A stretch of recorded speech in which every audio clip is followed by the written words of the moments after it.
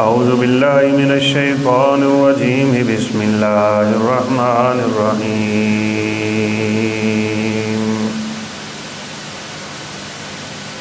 واستعینوا بالصبر والصلاة وإنها لکبیرۃ الا علی الخاشعین۔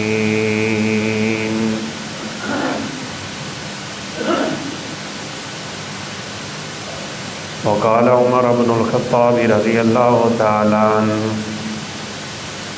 ان اہم امورکم عندی الصلاة رب اشرح لی صدری ویسر لی امری واحلل عقدۃ من لسانی یفقہوا قولی رب زدنی علما سبحانک لا علم لنا الا ما علمتنا انک انت العلیم الحکیم۔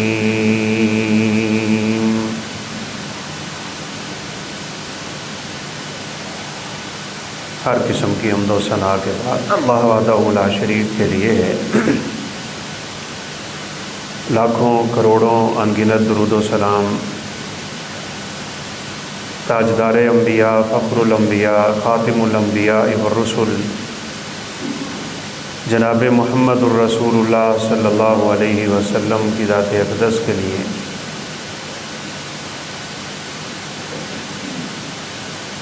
سیدنا عمر فاروق رضی اللہ تعالی عنہ فرمایا کرتے تھے، بلکہ انہوں نے اپنے گورنروں کو یہ لکھ بھیجا تھا کہ میرے نزدیک تمہارے سب کاموں میں سے اہم ترین کام نماز ہے، اگر تم اس کی حفاظت کرو گے تو پھر بقیہ امور کی بھی حفاظت کر پاؤ گے،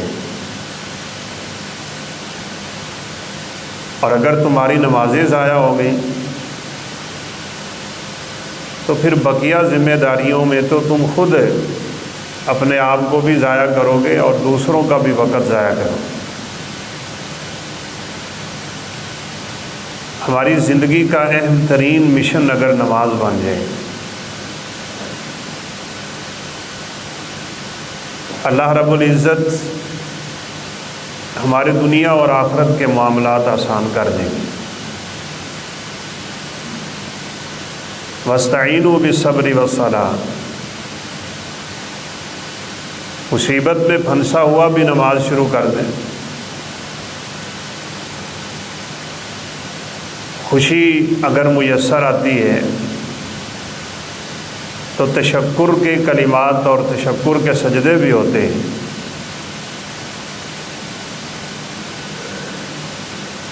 آپ آج ہمارے ملک میں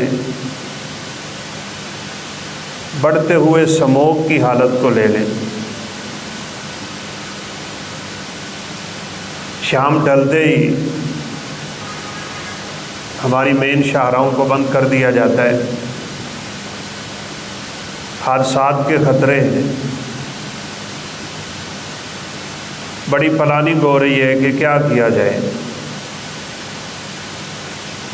لیکن کسی کو یہ یاد نہیں آ رہا کہ نماز استسقاء پڑھ لیں،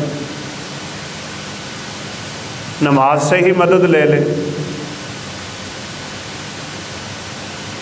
جو نماز رسول اللہ صلی اللہ علیہ وسلم نے بارش کے نزول کے لیے پڑھی تھی،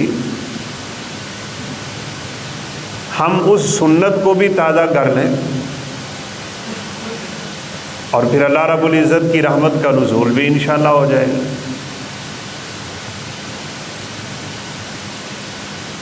بارشیں رک جائیں،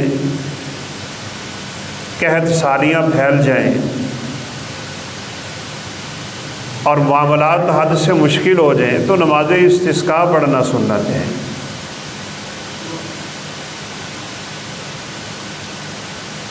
اور لگتا یہ ہے کہ یہ سابقہ انبیاء کی سنت بھی ہے۔ سلیمان علیہ السلام اسی مقصد کے لیے ہی نکلے تھے جب چل کے آگے ایک چیونٹی کو دیکھا، الٹی لیٹی ہوئی ہے آسمان کی طرف، اس نے اپنے ہاتھ اور پاؤں پھیلائے ہوئے ہیں، اور وہ اللہ رب العزت سے بارش مانگ رہی ہے۔ اللہ کی قدرت، اس کی آواز اللہ تعالیٰ نے سیدنا سلیمان علیہ السلام کو سنائی۔ قالت نملة یا ایھا النمل ادخلوا مساکنکم لا یحطمنکم سلیمان وجنودہ وهم لا یشعرون فتبسم ضاحکا من قولها۔ سیدنا سلیمان علیہ السلام اس کی بات سن کے مسکرانے لگے۔ کیا خیر خواہ چیونٹی تھی وہ، دوسری چیونٹیوں کو بھی اکٹھا کر رکھا اس مقصد کے لیے، اکٹھی ہو کے رب تعالیٰ سے بارش مانگ رہی۔ اور جب لوگوں کے بڑھتے ہوئے گناہوں کی وجہ سے بارشیں رکتی ہیں تو اللہ حکم الحاکمین کو انہی جانوروں پہ رحم آتا ہے۔ لولا البہائم لم تمطروا، حدیث میں ہے یہ جانور، یہ حشرات الارض، یہ چرند، یہ پرند نہ ہوتے تو شاید پھر اللہ تمہیں ایک قطرہ بھی بارش کا نہ دیتا۔ ہاں، جب لوگ مل کے اجتماعی طور پہ توبہ کریں، کھلے میدان میں نکلیں، سب کو پتہ چلے اللہ رب العزت سے مانگنے آ گئے، تو سلیمان علیہ السلام بھی اسی مقصد کے لیے نکلے ہوئے۔ تو چیونٹی کی پکار سن کے اپنی قوم کو کہا واپس آ جاؤ، اللہ اس کی دعا سے ہمیں بارش عطا کرے۔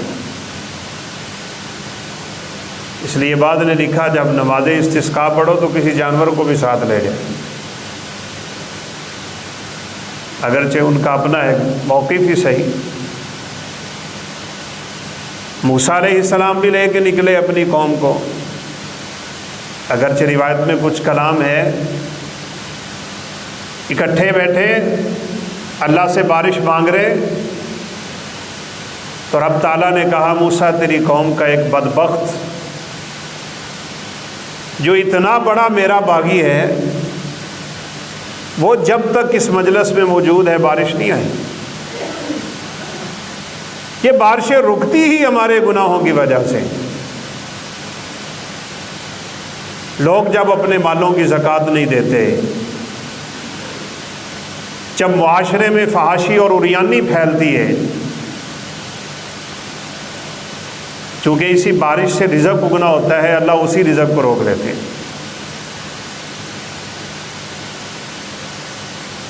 تین طریقے ہیں رب تعالیٰ سے بارش مانگنے کے۔ ایک تو یہ کہ اپنی دعاؤں میں رب سے بارش مانگے، یہ سب سے ادنا اور ہلکا طریقہ ہے۔ اور دوسرا خطبہ جمعہ میں رب سے بارش مانگی ہے۔ رسول اللہ صلی اللہ علیہ وسلم خطبہ ارشاد فرما رہے ہیں، ایک اعرابی دیہاتی مسجد میں داخل ہوتے ہی کہتا ہے اللہ کے حبیب بڑی سختی ہے، بارشیں رکی ہوئی ہیں، گرمی زور کی ہے، ہلاکت الاموال وانقطعت السبل، مویشی ہلاک ہو رہے ہیں، رستے برباد ہو رہے ہیں، مسافر باہر نہیں نکل رہے، ویرانیوں کا سا سما پیدا ہوتا جا رہا ہے، فادعوا اللہ ان یغیثنا، آپ اللہ سے دعا ہی کر دیں اللہ ہمیں بارش دے دے۔ آپ صلی اللہ علیہ وسلم نے یوں کر کے ہاتھ اٹھائے اور اتنے اونچی اٹھائے کہ صحابہ کہتے ہیں آپ کے بغلوں کی سفیدی ہمیں نظر آنے لگی، بڑی پہنتے تھے یہ آستین، اللہم اغثنا اللہم اغثنا، لوگوں نے بھی ہاتھ اٹھا لیے۔ دوسرے خطبے میں ہم بھی مانگیں گے، آپ بھی ہاتھ اٹھا لیں، آج اس سنت کو تو پورا کریں نا۔ انس فرماتے ہیں واللہ ما نرى صحابة ولا قزعة خدا کی قسم ہم نے تو آسمان پہ ایک چھوٹی سی بادل کی ٹکڑی بھی نہ دیکھی تھی جب ہم جمعے کے لیے آئے۔ آپ کو پتہ ہے عربوں کی گرمی تو آگ تپاتی ہے، پھر سنگلاخ سے پہاڑ اس میں مزید اضافہ کر دیتے۔ کہا بس جمعہ ختم نہیں ہوا، ایک چھوٹی سی بدلی جبل صلا کے اوپر سے نمودار ہوئی، دیکھتے ہی دیکھتے آسمان پہ پھیلنے لگ گئی۔ وانتشرت وامطرت، اتنی بارش رب تعالیٰ نے برسائی کہ اگلے جمعے پھر وہی بندہ یا کوئی اور آ کے کہنے لگا اب دعا کریں اللہ اس بارش کو روک لے۔ تو آپ صلی اللہ علیہ وسلم نے پھر دعا کر دی اللہم حوالینا ولا علینا، اب اللہ اس بارش کو ہم سے پھیر، اب اس کو لے جا علی الجبال والاکام والضراب والاودیۃ ومنابت شجر، اب اس کو بہا برسا درختوں پہ، پہاڑوں پہ، وادیوں پہ، جہاں ضرورت ہے وہاں لے۔ یہ دوسرا طریقہ ہے۔ اور تیسرا سب سے اعلیٰ طریقہ ہے نماز استسقاء کی ادائیگی ہونی چاہیے۔ اب سب آپ تشریف فرمائیں، کوئی شہر کی سطح پہ اس کا بندوبست کروا دیں، سنت تازہ ہو جائے۔ آپ صلی اللہ علیہ وسلم نے صحابہ کو موعد دے دیا، وعدہ دے دیا، اور اس کا طریقہ بھی یہی ہے کہ امام لوگوں کو بتا دے فلاں دن انشاءاللہ فلاں وقت نماز استسقاء کی ادائیگی ہو، اشتہار چھپوا دے، لگا دے، اعلان ہونا چاہیے، سب کو لے کے نکلے کیسے؟ صحابہ کرام رضوان اللہ علیہ مجمعین فرماتے ہیں خاشعاً متوضعاً متذللاً متضرعاً، سادہ سا لباس، پرانے سے کپڑے، عاجزی کی کیفیت، وضاقتہ آپ صلی اللہ علیہ وسلم کی یوں کہ اللہ رب العزت کے سامنے رونے والے۔ آپ نے وہاں جا کے لوگوں کو خطبہ دیا یہ بارشیں رکتی کیوں ہیں، اسباب کیا ہوتے ہیں۔ پھر آپ نے 2 رکعت نماز پڑھائی کصلاۃ العید، جیسے عید کی نماز پڑھائی جاتی ہے۔ پھر آپ نے اپنی چادر کو پلٹا، صحابہ نے بھی اپنی چادریں پلٹی، گھمایا اپنی چادر کو نیچے سے اوپر سے نیچے کی جانب، اس مقصد کے لیے کہ اللہ ہمارے حالات کو تبدیل کر دے۔ ابھی آپ صلی اللہ علیہ وسلم عیدگاہ سے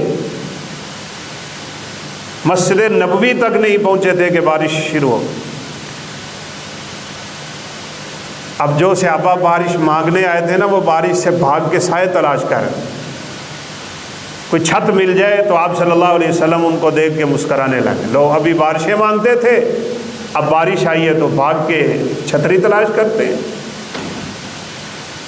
آپ صلی اللہ علیہ وسلم بارش آتی نا تو اپنا یہ بازو کھول دیں، پیچھے کر ہاتھ آگے کرتے کہ رب کی رحمت ہے، انہ حدیث عہد بربی، اس کو حاصل کرو، یہ رحمت والی بارش ہے۔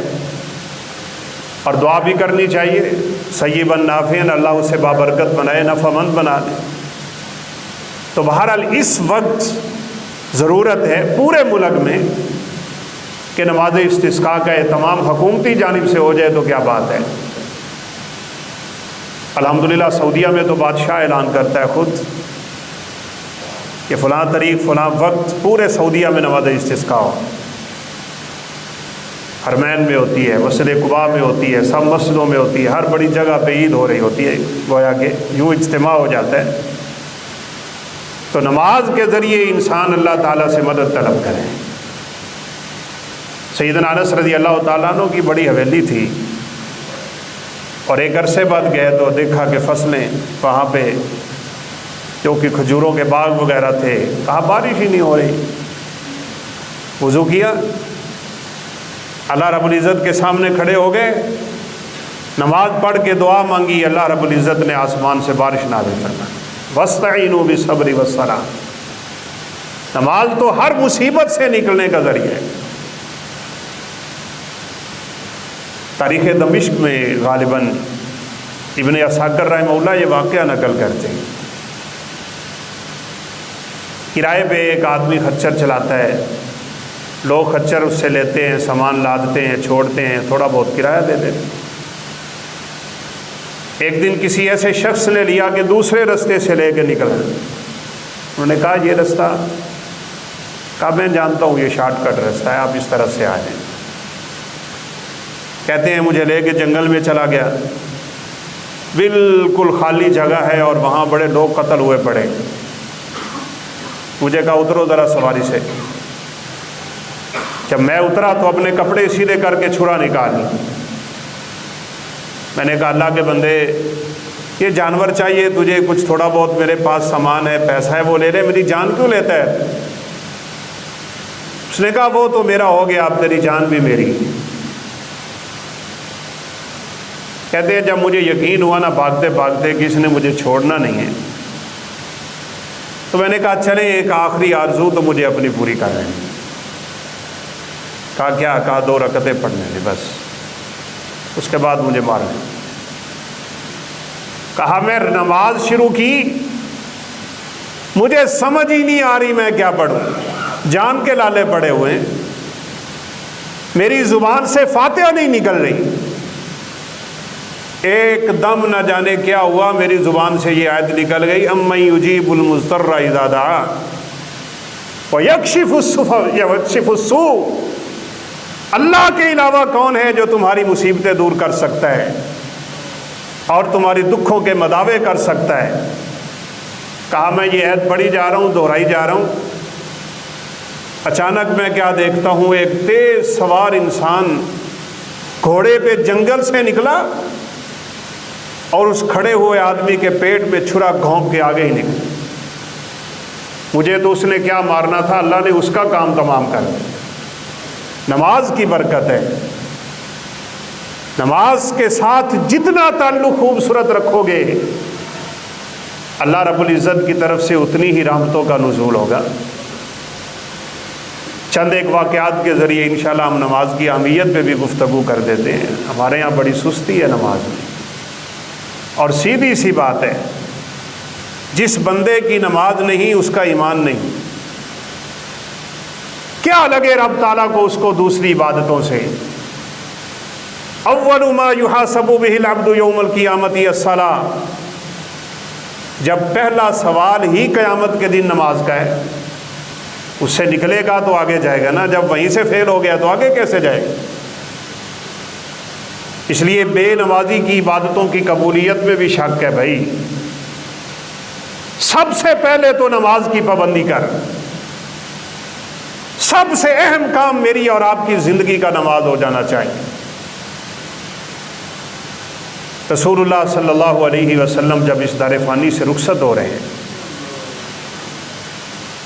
فجر کی نماز کا وقت، آپ نے اٹھنا چاہا لیکن بے ہوشی طاری ہو گئی۔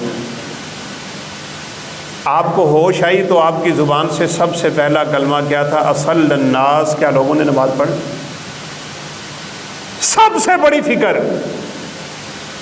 کیا لوگوں نے نماز پڑھ لی؟ کہا لا ہم ینتظرونک، نہیں وہ آپ کا انتظار کر رہے ہیں۔ آپ پھر اٹھنے لگے تو پھر بے ہوش ہو۔ 3 دفعہ یوں ہوا ہے، اٹھتے ہی آپ کی زبان سے کلمہ نکلتا تھا اصل الناس، کیا لوگوں نے نماز پڑھ لی؟ قال لا ہم ینتظرونک، نہیں اللہ کے حبیب آپ کا انتظار ہو رہا ہے۔ پھر آپ صلی اللہ علیہ وسلم نے فرمایا مروا ابا بکر فلیصلی بالناس، ابو بکر کو کہہ دو وہ لوگوں کو نماز پڑھا دے رضی اللہ تعالیٰ عنہ۔ اس دنیا سے جاتے ہوئے بھی آپ کی نصیحت ہے، الصلاۃ الصلاۃ وما ملکت ایمانکم، او لوگوں نماز نماز نماز نماز کو ضائع نہ ہونے دینا۔ اور یہ کھلے عام آپ صلی اللہ علیہ وسلم کا ارشاد ہے، من حافظ علی الصلوات الخمس کانت لہ نورا و برہانا یوم القیامہ، جس بندے نے اپنی 5 نمازوں کی حفاظت کی ہو، اور قرآن مجید میں بھی ہے اللہ کہتے ہیں حافظوا علی الصلوات والصلاۃ الوسطیٰ، یہ نہیں کہا احفظوا الصلوات، نماز کی حفاظت کرو، اس کی عربی بنتی ہے احفظ الصلوات، لیکن اللہ نے کیا فرمایا؟ حافظو، بہت زیادہ حفاظت کرو، بہت زیادہ اہتمام کرو، اپنی نمازوں کی خوب حفاظت کرو۔ خوب حفاظت کا مطلب پتہ کیا ہے؟ پورے وقت پہ پڑھو، خشوع و خضوع کے ساتھ پڑھو، سنت کی پابندی کے ساتھ پڑھو، اور ارکان و شروط واجبات سب پورے کر کے پڑھو۔ کوئی اور چیز انسان کے اس دماغ میں نہیں ہونی چاہیے۔ ان چیزوں کی پابندی کرتے ہوئے وہ اپنی نمازوں کی پوری حفاظت کرے۔ وقت پہ پڑھ لیتا ہوں، دکان پہ بیٹھا ہے بیچارہ، پڑھ لیتا ہوں۔ ایک وابین ہوئے بڑی مارے، جمع کر لیں گے، جمع کر لیتے ہیں نمازیں۔ بھائی اللہ کے بندو، کس نے اجازت دی نماز جمع کرنے؟ پوری زندگی اللہ کے حبیب نے کبھی نماز لیٹ نہیں کی، کبھی بھی۔ ایک مرتبہ زندگی میں آپ نے نمازیں جمع کی ہیں، بس۔ اس حدیث کو بھی اچھی طرح سمجھ لیں۔ بعض بیچارے کہتے ہیں لو جی حدیث تے ایک بھی مل جاوے تے بڑی ہوندی۔ یہ اتنا آسان نہیں ہے جتنا تم آرام سے گھر بیٹھ کے سمجھنے کی کوشش کرتے ہو۔ ایک طرف ہزاروں حدیثیں ہوں، ان کو ایک طرف رکھ دو اور ایک حدیث کو لے کے کہہ دو کہ ایک پہ بھی عمل کافی۔ پوری زندگی اللہ کے حبیب نے ایک دفعہ نماز بغیر عذر، بغیر خوف اور بغیر بارش کے جمع کی۔ صحابہ حیرت میں پڑ گئے تھے، آج آپ نے ایسے کیوں کیا ہے؟ ان الصلاۃ کانت علی المؤمنین کتابا موقوتا، نماز وقت مقررہ پہ اللہ نے جب فرض کی ہے، ہم کون ہوتے ہیں اس کو وقت سے لیٹ کرنے والے؟ ہم کون ہوتے ہیں اس کو وقت سے پہلے پڑھنے والے؟ نماز وہ نماز ہوتی ہی نہیں ہے جو وقت سے پہلے پڑھی جائے، اور جان بوجھ کے بیٹھا بیٹھا نماز کو لیٹ کرتا پھرتا ہے نا۔ تو رسول اللہ صلی اللہ علیہ وسلم نے فرمایا تلک صلاۃ المنافق، یہ منافق کی نماز ہے۔ یجلسو یترقب، بیٹھا ہے ایویں ہی انتظار کیے جا رہے۔ جب سورج ڈھلنے کے قریب آ گیا تو پتہ آپ نے کیا فرمایا؟ فناکر اربعن، اٹھ کے 4 ٹھونگے مارے اس نے۔ تجھے نماز کا شوق ہوتا، اذان ہو مسجد سے، تو چل پڑ۔ 50 سال اللہ کی قسم ایسے گزارے لوگوں نے۔ سعید بن مسیب رحمۃ اللہ علیہ فرمایا کرتے تھے 50 سال میری زندگی کے یوں گزرے ہیں کہ میں نے اپنی کوئی تکبیر تحریمہ رہنے نہیں دی نماز۔ تکبیر ہوتی تھی تو میں مسجد میں بیٹھا ہوتا تھا۔ ہمارے کام ہی ختم نہیں ہوتے نا۔ یہ جو رسول اللہ صلی اللہ علیہ وسلم نے فرمایا تھا جو اس کی خوب حفاظت کرے گا، یہ نمازیں اس کے لیے نور ہیں۔ یہ دلیل ہے، کس بات کی دلیل؟ ایمان کی۔ جس کی نماز نہیں اس کا ایمان نہیں۔ العہد الذی بیننا وبینہم الصلاۃ فمن ترکہا فقد کفر، جب سیدھی حدیث ہے کہ جس نے نماز کو چھوڑ دیا وہ کافر ہے۔ ہمارے اور کفر کے درمیان سب سے بڑا فرق ہی نماز کا ہے۔ آپ کہیں نا کافر رب کو نہیں مانتے، مانتے ہیں، مانتے ہیں۔ قرآن مجید میں 20ویں پارے کی ابتدا کھول کے دیکھ لیں۔ امن خلق السماوات والارض، اللہ کے حبیب ان سے پوچھے یہ زمین و آسمان کس نے بنایا؟ سیقولون اللہ، کہیں گے اللہ نے بنایا، مانتے تھے ہمارا رب ہے، لیکن مسئلہ ان کا عبادت میں ہے، الوہیت میں آ کے اللہ سے شرک کرتے ہیں۔ اور شرک، میں اگر اس کی پوری وضاحت کروں تو ہم جو سمجھتے ہیں نا ہم نے کبھی شرک نہیں کیا، وہ بھی ہمارے دماغ سے نکل جائے۔ ایک طرف اللہ رب العزت کی آواز ہوتی ہے، ایک طرف میرے اپنے دماغ کی آواز ہوتی ہے۔ مؤذن بلا رہا ہے آجا، میں گھر میں بیٹھا ہوں، مؤذن نہیں بلا رہا، یہ ندا اس رب کی ندا ہے۔ اسی لیے ہر اذان کے بعد اللہ کے حبیب کہتے تھے اللہم رب هذه الدعوۃ التامہ، کہ اللہ یہ جو اذان ہو رہی ہے یہ ایک ایسی پکار ہے کہ اس پکار کا رب بھی تو ہے۔ یہ مؤذن کی فضیلت ویسے تو نہیں بن گئی، پکارتا کس کی آواز ہے، کس کے لیے پکارتا ہے؟ اطول الاعناق یوم القیامت المؤذنون، قیامت کے دن شان و شوکت کی وجہ سے سب سے اونچی گردنیں اللہ تعالیٰ مؤذنوں کو عطا کرے۔ دیکھ کے پتہ چلے گا یہ اللہ کے حبیب کی امت کے مؤذن آ رہے ہیں۔ اسی لیے ایک حدیث میں آتا ہے تمہیں پتہ چل جائے نا اذان دینے کی فضیلت کتنی ہے، تم کرے ڈال ڈال کے اذانیں پڑھو۔ اور ایک حدیث میں ہے جہاں تک مؤذن کی آواز جاتی ہے، آج کل تو ماشاءاللہ اسپیکر لگے ہیں، جہاں تک قیامت کے دن وہ ساری مخلوقیں اس اذان پڑھنے والے کے حق میں گواہی دیں گی۔ بلکہ ایک اور حدیث کی شرح پڑھی تو بندہ رہ ہی حیران جاتا ہے۔ حدیث ہے جب اذان ہوتی ہے نا تو شیطان بڑے زور سے اپنی ہوا خارج کرتا ہے، وَلَهُ زُرَات، جیسے انسان کی ہوا خارج ہونے سے وضو ٹوٹ جاتے ہیں، یہ بڑے زور سے ہوا خارج کرتے ہوئے اللہ کے حبیب نے فرمایا مسجد سے بھاگ جاتا ہے۔ اچھا، ایک دن میں نے تھوڑا سوچا کہ شیطان کو مصیبت کیا ہے، اذان ہوتے ہی آوازیں نکالتا ہے اور وہ بھی اپنی پیٹھ سے اور دبر سے اور شیطانی آوازیں، اور بھاگ جاتا ہے، اور جب اذان ختم ہوتی ہے تو پھر آ جاتا ہے۔ آپ نے فرمایا تکبیر ہوتی ہے تو پھر بھاگ جاتا ہے، اور تکبیر ختم ہوتی ہے تو پھر آ جاتا ہے، اور پھر نماز میں نمازی کو مشغول کرتا ہے، اس سے یہ بھی خیال نہیں رہتا میری کون سی رکعت ہے۔ تو یہ آواز کیوں نکالتا ہے؟ ایک شرح ملی پڑھنے کو اور مجھے وہ بڑی بات پسند ہے۔ قیامت کے دن مؤذن کی آواز جس نے بھی سنی نا اذان کی، اس نے اس کے حق میں گواہی دینی ہے۔ تو شیطان اتنے زور سے آواز نکالتا ہے کہ میں کہیں اس کی آواز نہ سن لوں، مجھے قیامت کے دن اس کے حق میں گواہی دینا پڑے گی، شیطان کو بھی گواہی دینا پڑے گی مؤذن کی حق اور اس کی فضیلت میں، اس لیے وہ اذان سنتا ہی نہیں۔ اذان ہوتی کس لیے؟ تاکہ ہم بیٹھے رہیں، ہم سوچتے رہیں، چلتے ہیں، ابھی جماعت کا ٹائم کافی ہے، ابھی تو نماز کا وقت بڑا پڑا ہے۔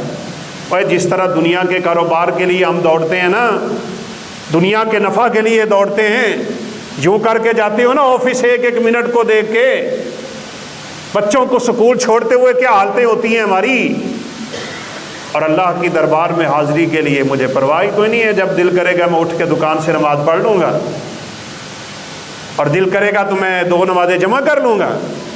واہ بھائی واہ، کس طرح کی نماز بنا لی ہم نے اپنی مرضی کی۔ پوری زندگی میں ایک دفعہ اللہ کے حبیب نے نماز جمع کی ہے بس، حالت سفر کے علاوہ۔ تو اسی لیے کسی نے عبداللہ بن عباس رضی اللہ عنہ سے پوچھ لیا تھا اس نماز کو جمع کرنے کا آخر مقصد کیا تھا؟ انہوں نے کہا یہ نماز آپ صلی اللہ علیہ وسلم نے اس لیے جمع کی تھی تاکہ کبھی آپ کے امتی کو نماز جمع کرنے کی ضرورت ہو تو مشقت میں نہ پڑا رہے۔ یہ نہیں ہے آرام سے بیٹھا ہے تو چلو جی۔ اور یہاں میں آپ کو یہ بھی بات بتا دوں، ہمارے یہاں یہ بھی ماحول بنا ہوا ہے، بارش تھوڑا سا ماحول بن رہا ہے بارش کا، جی مغرب ہوئی ہے نال ہی عشاء پڑھ لو۔ ہم نے نمازوں کو بھی نہ اپنی مرضی سے مروڑنا توڑنا شروع کر دیا۔ اور بھائیوں، بارش کے موسم میں ہمارے ناقص علم کے مطابق اللہ کے حبیب نے پوری زندگی نماز جمع نہیں کی، پوری زندگی۔ اس وقت جو سنت ہے وہ ادا کرو نا۔ مؤذن اپنی اذانوں میں کہتے تھے الا صلوا فی الرحال، بارش ہو رہی ہے اپنے گھر میں نماز پڑھو، تیرے گھر میں بھی برکت آئے۔ اب ویسے ہمیں سمجھ بھی نہیں آتی،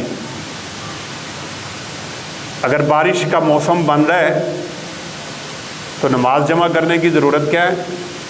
بارش ہو جائے گھر میں پڑھ لیں، نہ ہو آ کے مسجد میں پڑھ لیں بس۔ تو بہرحال یہ نماز جمع کرنا جائز نہیں ہے، عام بندے کے لیے جب مرضی دل کرے، جدھر مرضی دل کرے، تھوڑا سا مسئلہ ہو نمازیں جمع کر۔ بھائیو نماز بڑی اہم چیز ہے، اس کو اتنا ہلکا نہ سمجھو۔ رسول اللہ صلی اللہ علیہ وسلم کے الفاظ بتاتے ہیں کہ لوگ اس کو ہلکا سمجھیں گے۔ آپ نے فرمایا من لم یحافظ علیہا استخفافا بہن، جو اس کی خوب حفاظت نہ کرے، اس کو ہلکا سا سمجھ رکھا ہے بس، لم یکن لہ نورا و برہانا یوم القیامہ، نہ تو اللہ قیامت کے دن اسے کوئی نور عطا کرے گا اور نہ ہی اللہ قیامت کے دن اسے کوئی دلیل عطا کرے گا۔ یہ دلیل رب سے چھوٹنے کی ہے، یہ ایمان کا سرٹیفکیٹ ہے جس کو دکھا کے ہم رب کے سامنے کامیاب ہوں گے، اس کے پاس ہوگا ہی نہیں۔ حفاظت کرو اور خوب حفاظت کرو۔ آپ صحابہ کرام، صحابیات مبشرات مطہرات، ان کی زندگیاں پڑھیں نا، خدا کی قسم نماز سے اتنا گہرا شغف تھا، اتنی فکر تھی ان کو نماز کی کہ شاید دنیا میں اس سے زیادہ ان کو کسی اور کام کی فکر نہ ہو۔ بات پردے کی ہے، شرم و حیا کی ہے، لیکن آپ ذرا صحابیات کا معمول دیکھیں کیا ہے۔ کچھ عورتیں نا اپنے حیض کے دنوں میں سیدہ عائشہ صدیقہ رضی اللہ تعالی عنہا کے پاس وہ ٹکڑے بھیجتی تھی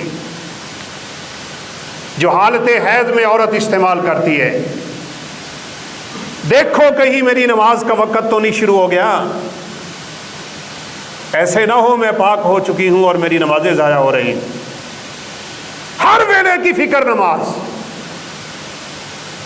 ایک کو تو سیدہ عائشہ صدیقہ نے کہہ دیا تھا لا تستعجلی، جلدی مت کر، ابھی تیری نماز کا وقت شروع نہیں ہوا ہے۔ آپ صلی اللہ علیہ وسلم کی ایک صحابیہ تھی سیدہ فاطمہ بنت ابی حبیش، پورے مہینے کا بیچاری کو خون جاری ہو، رکا ہی نہیں۔ سیدہ عائشہ صدیقہ کے پاس آ کے یوں روئیں، کہنے لگی اماں جی عائشہ، لگتا یہ ہے کہ میرا رب مجھ پہ ناراض ہو کے مجھے اپنی جنت سے محروم کرنا چاہتا ہے۔ حق کیا ہو گیا تجھے، کیا بات کر رہی ہے تو؟ کہا 1 مہینہ ہو گیا ہے نماز نہیں۔ جب رب تعالیٰ نے مجھ سے نماز ہی چھین لی، باقی کیا رہ گیا؟ آپ مجھے پوچھ کے دیں اپنے سرور کائنات صلی اللہ علیہ وسلم سے، میں کیا کروں اپنی نمازوں کا؟ وہ کیا تلاش کر رہے ہیں؟ نماز پڑھنا۔ ہم کیا تلاش کرتے ہیں؟ نماز چھوڑنے کا بہانہ۔ ہمارے بہانے نہیں جاتے۔ تو رسول اللہ صلی اللہ علیہ وسلم نے فرمایا اس کو کہہ دو، اس کے جو ایام ماہواری معمول کے مطابق تھے، 5 تھے 7، ان دنوں میں نماز چھوڑ دے اور باقی اسی حالت میں نماز پڑھے، غسل کر لیں، اور اگر ہر نماز پہ غسل مشکل ہے تو ایک غسل میں 2 نمازیں جمع کریں۔ معاف نہیں ہے، نہ بیماری میں معاف ہے، نہ جنگ میں معاف ہے، نہ امن میں معاف ہے، نہ سفر میں معاف ہے، نہ اقامت میں معاف ہے، نہ چھوٹے کو نہ بڑے کو۔ جس پہ نماز فرض ہو گئی اس کے لیے لازم ہے اس نماز کی ادائیگی کرنا۔ اللہ اکبر۔ رسول اللہ صلی اللہ علیہ وسلم ایک جنگ میں، نماز کا وقت ہو، آپ نے جنگ رکوا کے نماز شروع کروائی، جنگیں روک لیتے تھے۔ ظہر کی نماز تھی یہ، جب آپ نے سلام پھیرا نا تو دشمنوں میں سے ایک اپنے ساتھیوں سے کہنے لگا ہم لوگ کتنے بے وقوف ہیں یار، یہ لوگ جب سجدے میں گئے ہوئے تھے ہم ان کے اوپر تیروں کی بارش کر دیتے، بڑا موقع ہمارے ہاتھ سے نکل گیا۔ لیکن ان بیچاروں کو کیا پتا نماز کی اپنی ہیبت ہے، نماز پڑھنے والے کی حفاظت اللہ کرتا ہے۔ لیکن آپ ذرا اگلے الفاظ سنے ہیں بھی دشمنوں اور کافروں کے، ہمارے بارے میں، ہمارے صحابہ کے بارے میں، کہا کوئی مسئلہ ہی نہیں ہے، یہ جو اس کے بعد نماز آ رہی ہے نا، عصر کی نماز، حافظوا علی الصلوات والصلاۃ الوسطی، قرآن کہتا ہے نمازوں کی خوب حفاظت کرو، بالخصوص عصر کی نماز۔ یہ درمیانی نماز ہے، 2 اس سے پہلے 2 اس کے بعد، 2 دن کی 2 رات کی۔ کہا وہ نماز ان کے ہاں ان کی بیویوں، بچوں، اولادوں، مال و جان سب سے پیاری ہے، یہ نہیں چھوڑنی انہوں نے۔ تو یہ عصر کی نماز شروع کریں گے، ہم حملہ کر کے ان کا کام ہی تمام کر دیں گے، انتظار کر۔ اب آپ صلی اللہ علیہ وسلم نے عصر پہ پھر جنگ رکوائی، بڑے خوش ہو رہے ہیں، مل گیا موقع، سجدے میں جائیں گے تو ایک دم ان کا کام تمام کر دیں گے۔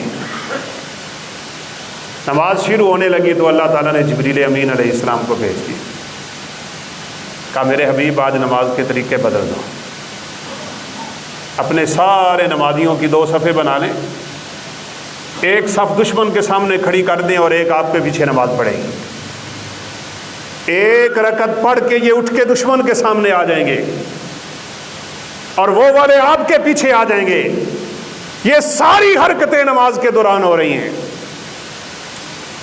یہ اپنی نماز پڑھیں گے جو 1 رکعت رہتی ہے، آپ کے پیچھے ایک پڑھ کے آپ سلام پھیر دیں، یہ 1 رکعت پڑھ کے اٹھ کے کھڑے ہو جائیں گے اور وہ اسی طرح بیک آ کے اپنی دوسری رکعت پڑھیں گے۔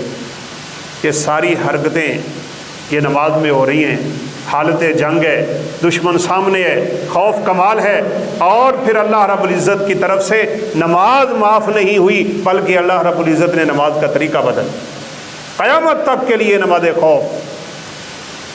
ایک آپ صلی اللہ علیہ وسلم کے صحابی تھے،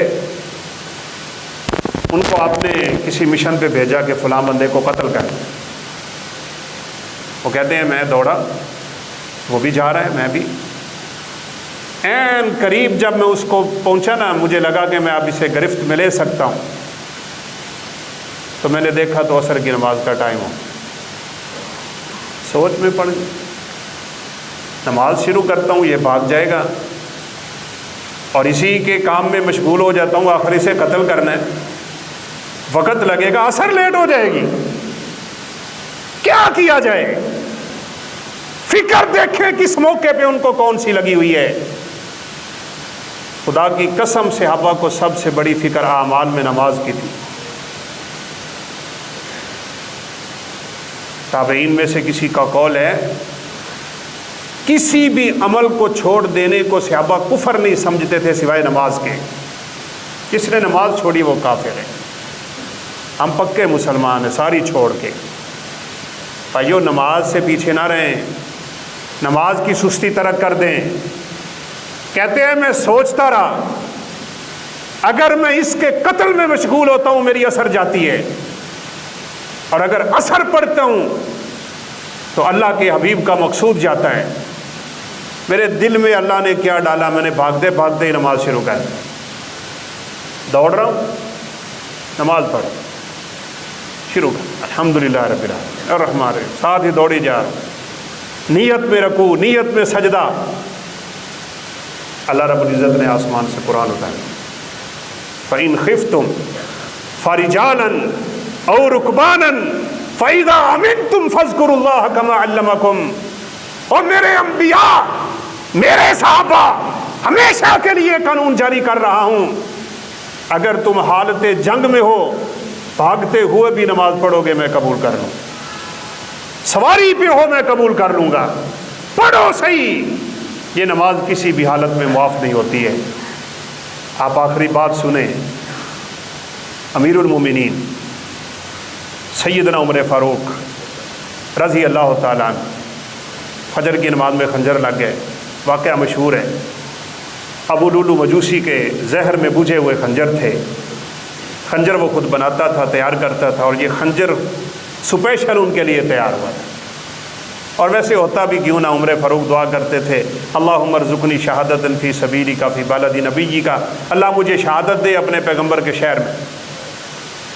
لوگ کہتے تھے عمر تو بھی عجیب انسان ہے، شہادتیں میدان جنگ میں ملتی ہیں، اللہ کے نبی کے امن والے شہر میں تو شہادت مانگتے ہیں۔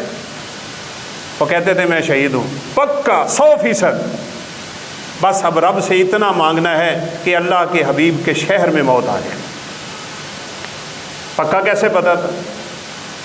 احد پہاڑ پہ جا رہے ہیں، نبی کریم صلی اللہ علیہ وسلم میں ابو بکر صدیق ہیں، عمر فاروق ہیں، عثمان ذو النورین ہیں۔ احد محبت سے ہلنے لگ گیا، فرمایا ھذا جبل یحبنا ونحبہ، ہم اس سے محبت کرتے ہیں، یہ ہم سے محبت کرتا ہے۔ آپ نے پاؤں لگایا، فرمایا اسبت یا احد फ़इन्न अलैका नबिय्युन व सिद्दीक़ुन व शहीदान, ओहद इस्तक़रार, ठहर, आराम कर, तुझ पे एक नबी, एक सिद्दीक़ और 2 शहीद जा रहे हैं। उस्मान भी शहीद, उमर भी शहीद, शहादत का यकीन। और काश अल्लाह के हबीब की हदीस का मुझे भी यकीन आए, आपको भी यकीन आ जाए। मेरे हबीब ने जो फरमाया वो सच फरमाया था। बेड़ा पार है, हम इधर से सुनते हैं, इधर से निकालते हैं, हम मर्जी नहीं छोड़ते, सीधी बात है। बहरहाल उम्र फारूक को खंजर लग गए, ये हालत हो गई। खंजर चूँकि 2 धारीदार थे, पेट से खींचा तो अंतड़ियाँ सारी बाहर आ गई, खून जारी है और उम्र फारूक बेहोश है। जल्दी से अब्दुर्रहमान बिन औफ ने नमाज मुकम्मल की, रज़ी अल्लाह तआला अन्हु, उठा के उनको घर लाया गया। उमर फारूक रज़ी अल्लाह तआला अन्हु को होश में लाने के तरीके, तदबीरें हो रही हैं, कैसे होश में आ जाएं। तबीब आए, हकीम आए, डॉक्टर आए, सब आए, कोई क्या कह रहा है, कोई क्या कह रहा है। आप ज़रा अंदाज़ा लगाइए कि उनके दिमाग में नमाज की फ़िक्र भी थी। मिस्वर बिन मखरमा रज़ी अल्लाह तआला अन्हु तशरीफ़ लाए, कहा उमर को होश में लाना मुश्किल ही कोई नहीं, उमर के कान के करीब एक कलमा बोल दो, उमर होश में आ जाएंगे। क्या कहा? आवाज़ लगाओ, अस्सला या अमीरुल मोमिनीन, अमीरुल मोमिनीन नमाज का वक्त हो गया है। ये कान में आवाज़ टकरा गई ना, अगर उमर की जिंदगी है उमर आंखें खोल देगा। और हुआ भी यूं है, खुदा की कसम, किसी ने करीब होके कहा अस्सला या अमीरुल मोमिनीन, अस्सला या अमीरुल मोमिनीन। उमर फारूक को नमाज की कितनी फ़िक्र होगी। सैयदना उमर फारूक ने आंखें खोल, और आंखें खोल के सबसे पहला सवाल सुन लें। कहा जिस नमाज में मुझे खंजर लगे थे वो मैंने पूरी कर ली थी? कहा नहीं, 1 रकत बाकी है। वहीं पे शुरू कर, खून बह रहा है, अंतड़ियाँ बाहर है, जान जा रही है, आखिरी दौर है, आखिरी मरहले हैं। फिक्र नमाज की सबसे ज़्यादा जिस बंदे को लग गई, काबा के रब की कसम वो कामयाब। हय्या अलल फलाह, हर वेले मुअज्जिन पुकारता है। हम इन कामयाबियों को दुनिया में ढूंढते फिरते हैं, नहीं मिलेगी। कामयाबी यहीं पे है। अल्लाह हमें पक्का सच्चा नमाजी बना दे, और नमाज़ों के ज़रिए अल्लाह हमें अपनी मुश्किलात अपने रब से हल करवाने की तौफीक नसीब फरमाए। व आखिरु दावाना अनिल हम्दुलिल्लाहि रब्बिल आलमीन।